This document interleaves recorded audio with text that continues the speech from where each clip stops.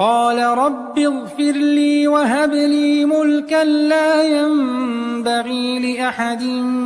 من بعدي إنك أنت الوهاب قال رب اغفر لي وهب لي ملكا لا ينبغي لأحد من بعدي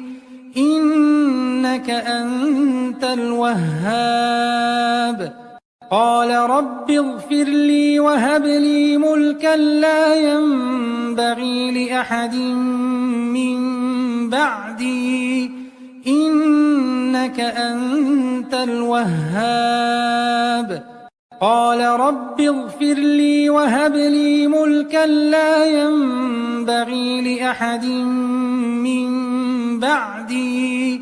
إنك أنت